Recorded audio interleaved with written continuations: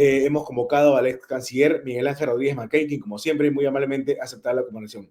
Doctor, ¿cómo está? Muchas gracias por la entrevista. Aarón, muy buenas tardes, amigos. Desde Sao Paulo te saludo, Aarón. Muchas gracias por la invitación. A usted. Doctor, ¿es viable o no la salida del Perú de la Corte IDH? O mejor dicho, el Sistema Interamericano de Derechos Humanos. Absolutamente viable. Y necesaria. Y necesario. Imperiosamente necesario. Tú sabes muy bien que he venido hablando de este tema hace buen tiempo. Aquí no hay ningún acto apasionado ni caprichoso. El sistema interamericano está dominado por el sesgo contra el Perú. Y tenemos desde adentro, ¿no, doctor? Ya se agotaron, esa vía ya se agotó. Se agotó todo lo que hubiera significado la bona fide del Estado peruano. Pero es que si tienes, primero, a una comisión interamericana sesgadísima, que nunca le ve nada bueno al Estado peruano, yo no hablo de gobierno, hablo del Estado peruano, y todo lo ve negativo de las Fuerzas Armadas, de la Policía Nacional, nunca las ve como víctimas. ¿Viste el informe que sacaron el año pasado? Una vergüenza. Vinieron al Perú casi como si fueran un tribunal. Los congresistas fueron al hotel donde ellos estaban. Yo decía, no, son ellos los que deben ir al Parlamento Nacional. Y de otro lado, una corte. Las dos juegan en pared, que sigue promoviendo resultados en favor de los terroristas. Entonces, la pregunta es, ¿de qué nos sirve la Corte Interamericana y la Comisión Interamericana? De nada. Queremos en el Perú cambiar drásticamente, hay que aplicar la pena de muerte. No se puede hacer porque hay que ser coherentes. El artículo 4 del Pacto de San José de Costa Rica, la Convención Americana de Derechos Humanos, formalmente nos lo impide. Entonces nos afiatamos al artículo 78, Aarón, de este instrumento internacional que dice que el Estado puede unilateralmente, soberanamente dejar el instrumento, o sea, lo denuncia. Al denunciarlo contamos un año el preaviso por una carta que se envía por la presidenta de la República y el canciller. Se acabó el asunto, cuenta un año y podemos aplicar la pena de muerte. Entonces, tenemos que hacerlo, y a mí me parece muy bien que el presidente del Consejo de Ministros haya llamado a que se produzca una suerte de debate, de acuerdo entre todos los peruanos, como debe hacerse. Es muy democrático, que miremos y evaluemos los peruanos si conviene o no. Es decir, yo soy un hombre muy pragmático, pero creo que es un buen procedimiento para que no se diga que aquí algo se hace el caballazo, pero tenemos que conseguirlo. Doctor, el artículo 57 de la Constitución dice que la denuncia de los tratados es potestad del presidente de la República con cargo de dar cuenta al Congreso. Dar cuenta al Congreso significa que tiene que haber un tipo de votación, ratificación, o simplemente se le tiene que informar. Por supuesto que no, lo he dicho siempre. La política exterior del artículo 57 está vinculada al artículo 118, inciso 11 de la Constitución Política, que dice que quien dirige la política exterior es el jefe de Estado, el presidente de la República, no es el Congreso, no es el Poder Judicial, no es el Tribunal Constitucional. Lo que está haciendo el presidente del Consejo de Ministros es lo que te dije hace un instante, es muy democrático, eso está bien, pero no tiene permiso. Es una prerrogativa exclusiva, monopolio de prerrogativa del jefe de Estado.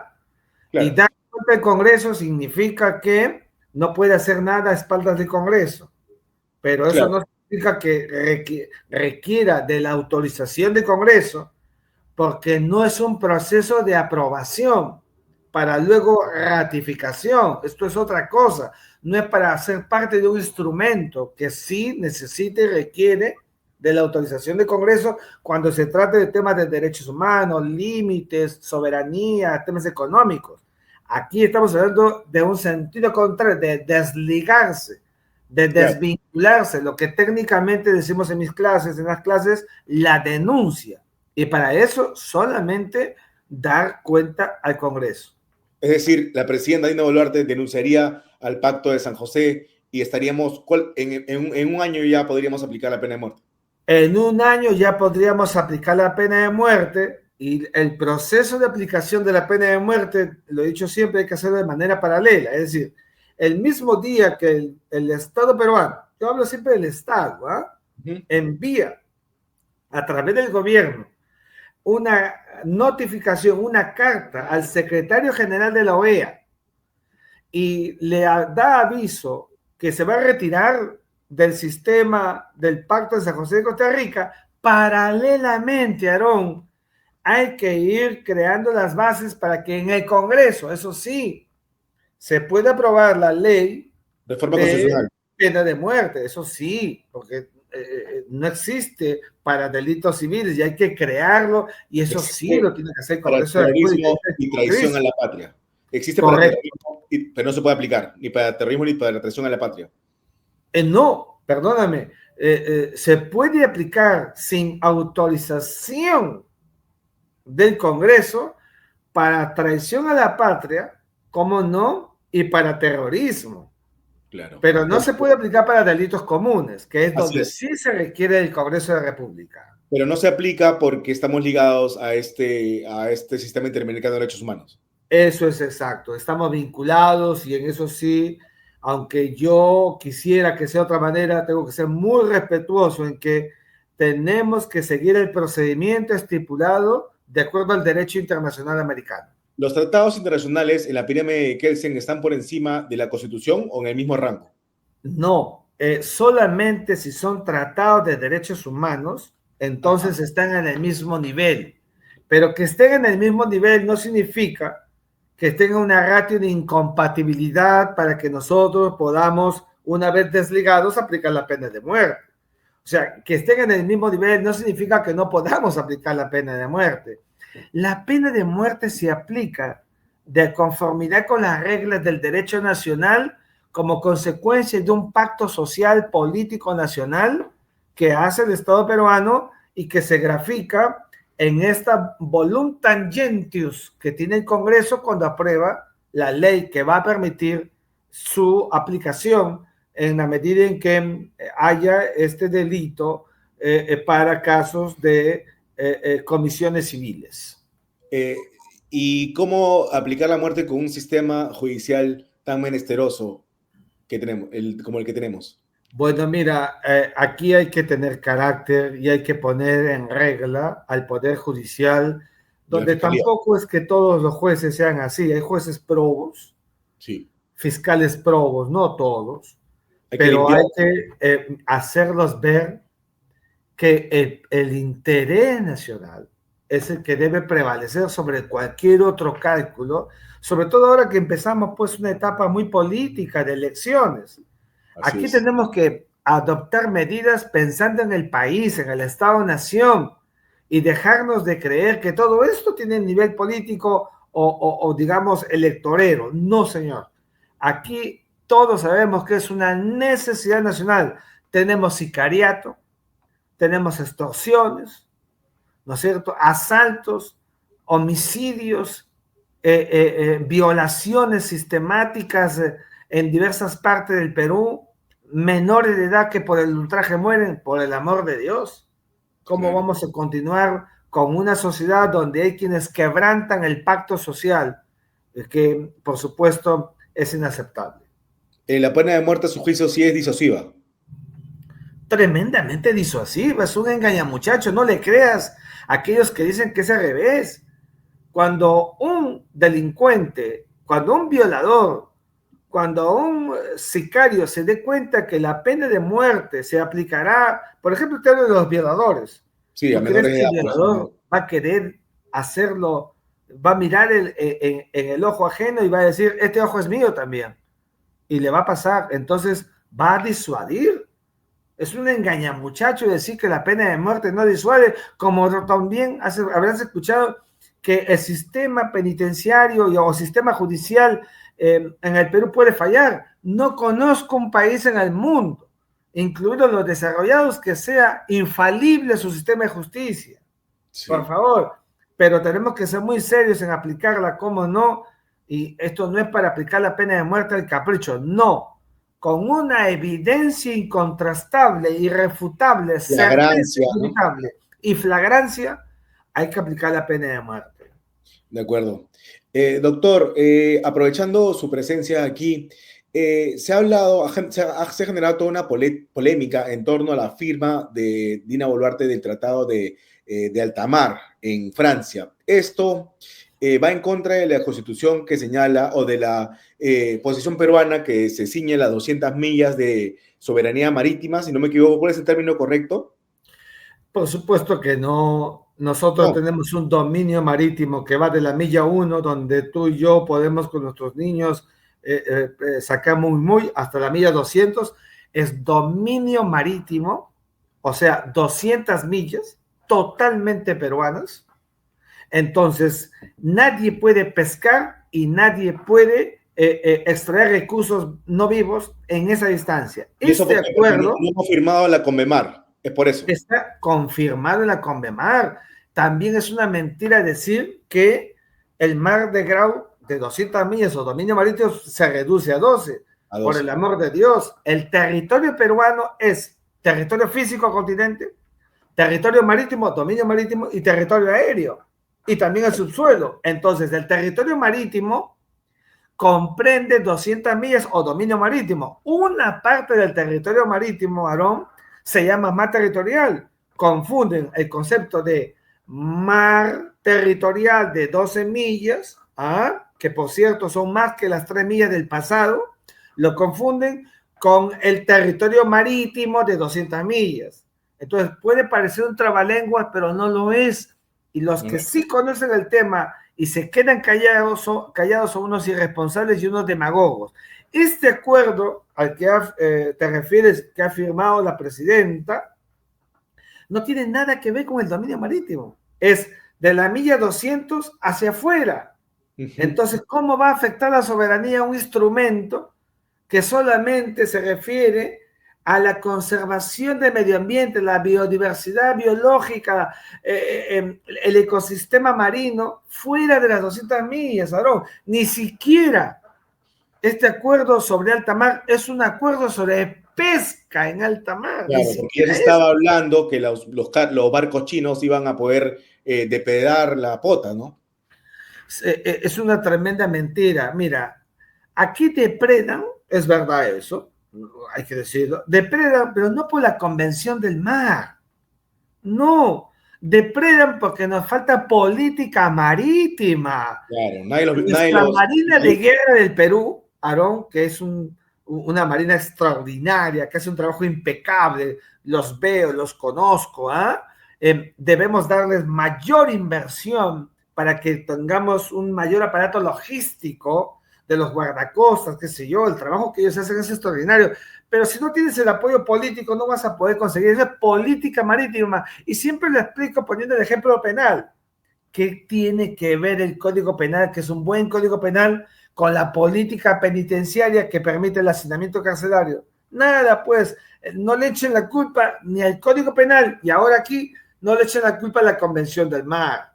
Seamos claros. De acuerdo, entonces ese tratado de alta mar no afecta en nada.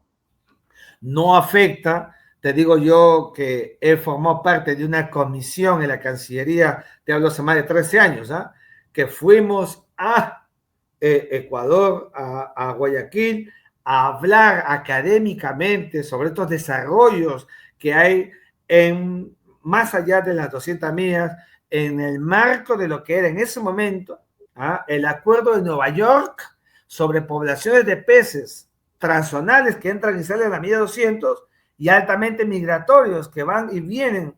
En relación a ello, paralelamente hay otro instrumento que es el que estamos comentando, que se llama acuerdos sobre diversidad biológica, sobre conservación del medio ambiente marino, porque así como los peces cruzan, entran, también pues los plásticos pasan de un lado a otro por los movimientos de las corrientes marinas y hay que protegerlo. Y el Perú está bien que lo haga, pero no solamente le pido al país a través de tu programa, que lo ve tanta gente, que no solamente nos aboquemos a firmar instrumentos fuera de 200 millas, que es importante, sino dentro. O sea, la Convemar, con 44 años seguimos marginados y hay que tener carácter para hacerlo y sin miedo, como cuando yo fui canciller y puse el tema en la palestra política, porque eso era el determinismo serio y coherente que corresponde para un tema que tiene casi, se está yendo para el medio siglo sin que seamos parte, habiendo sido pioneros en la construcción del nuevo derecho del mar, Aarón. Claro, no es cierto que ni siquiera firmando la Conmemar es que se va a reducir nuestro territorio marítimo de 200 a 12 millas. Por supuesto que no es cierto, al contrario. El mar territorial solo era de 3 millas, con la Conmemar es de 12. En Bustamante Rivero, que el gran Patricio, se equivoca. Y él dijo que era mar territorial de 200 millas cuando nunca ha habido eso en la historia. Lo que hay es mar de soberanía y jurisdicción hasta la milla 200, con recursos vivos y no vivos del Perú, pero permitimos la libertad de navegación, artículo 54 de la Constitución Política del Perú, pero no quieren decir eso a la gente y la confunden y creen que el mar se reduce. No se reduce nada, hay 168 países en la Conmemar. ¿Tú crees que 168 países va a querer que su mar se reduzca? No, pues hay 24. Estados Unidos, Canadá. No está Estados Unidos, pero ¿sabes por qué no está Estados Unidos? Por lo que está fuera de 200 millas, pero no en alta mar, sino los fondos marinos, porque ellos querían los minerales para llegar a la luna. Entonces dijeron, no firmo, pero nunca se metió a Estados Unidos con la Conmemar, con las 200 millas, que sí aprueba desde los tiempos de Harry Truman en 1945. Entonces, una tremenda mentira. Mira, China es parte de la Conmemar, ¿ya qué te parece? China es parte de la Conmemar. Y entonces, así como ese país, hay muchos otros, 169. ¿Qué países no están? Fallidos, totalitarios, dictaduras, y con ellos el Perú. ¿Te parece eso? ¿Cuáles serían los beneficios, doctor? El más importante beneficio para el Perú es que nosotros nos vamos a ver beneficiados de un sistema de regulación marítima internacional. Nadie dice que en estos momentos, teniendo Chancay, vas a ver tú que vamos a tener, porque va a haber problemas entre embarcaciones, y cuando hay ese problema, la embarcación, sea Noruega, sea China, la que fuere, va a decir, un momentito, si hay un problema Perú, no vamos a ir a la avenida Bancay, al Poder Judicial, vámonos al Tribunal Internacional del Derecho de Mar en Hamburgo. Si no somos parte de la Conmemar, ya nos van a ganar desde el arranque nada más. ¿Pero por qué no entienden eso? Nos ganan por walkover. Nos ganan por walkover. Tremendamente irresponsable. Necesitamos una posición de Estado, estadistas, para ser parte de este instrumento internacional. Por eso cuando fui ministro, permítame que lo vuelva a decir, pero no dudé un solo instante, porque sabiendo que la Cancillería, sabiendo que los ministerios del Perú, todos están a favor de la Conmemar, ¿cómo vamos a retroceder? Pues es incongruente. Esa es la plataforma jurídico-política que regula los océanos y que va en consonancia con la historia, con la doctrina y el derecho internacional del mar que el Perú siempre ha defendido. De acuerdo. Para culminar, doctor, en la víspera Israel atacó las bases nucleares de Irán, precisamente, que se estaba convirtiendo, se estaba armando hasta los dientes. ¿Usted qué opina al respecto? Fíjate, esto es una situación que nos está preocupando muchísimo. A mí me preocupa porque se acabó el acto de guerra entre un Estado y espacios no convencionales como Hezbollah, Hamas, Yihad Islámica, el Fatah, todos estos grupos extremistas. Ahora es de Estado a Estado. Es el Estado más importante islámico, no árabe, que son persas, Irán, y estamos hablando de Israel. Ese nivel de colisión, mientras tú y yo estamos hablando, en estos momentos, además de lo que hubo temprano, que fueron misiles de ida y vuelta, ha habido una respuesta de Irán que ha cruzado el domo de protección que tienen ellos, ese domo de hierro que protege el espacio de Tel Aviv, y ha llegado a zonas urbanas, es lo que estoy informándome por los medios aquí en Sao Paulo, y eso seguramente va a merecer otra reacción por parte de Israel, que tiene mucho poder bélico. Cuidado con que esto se vaya de las manos. Yo creo que el secretario general de las Naciones Unidas, Antonio Guterres, hace ratazo ha debido convocar a una reunión del Consejo de Seguridad para evaluar. Esto no es un asunto bilateral solamente. Cuidado que se vaya de las manos y se convierta en una conflagración de otra escala. Y no quiero decir tercera guerra mundial, pero cuidado que a veces en los escenarios que menos creemos, estoy hablando del Medio Oriente, se puede presentar una situación atípica que pueda volver más violenta y más vulnerable la sociedad internacional, como lo que está pasando en las últimas horas en el Medio Oriente.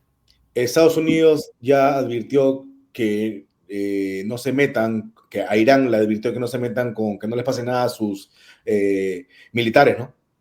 Sí, yo creo que los iraníes van a cuidar mucho, no son tontos, yo creo que los iraníes saben a dónde están lanzando las bombas, pero me preocupa ya que habla de Estados Unidos es que no haya podido persuadir a Israel que no haga nada.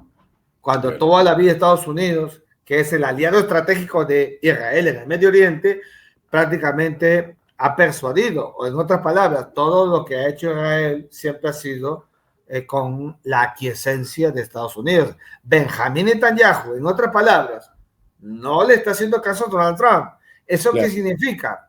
Bueno, hay muchas interpretaciones. A mí, como geopolítico, como profesor de Derecho Internacional y de Seguridad y Defensa, me preocupan muchísimo estos escenarios que estamos viendo en este espacio tan convulso como es el Medio Oriente. Sí, porque Trump estaba negociando con Irán y le dijo a Israel que no ataque, ¿no? Pero por supuesto, eso fue lo último.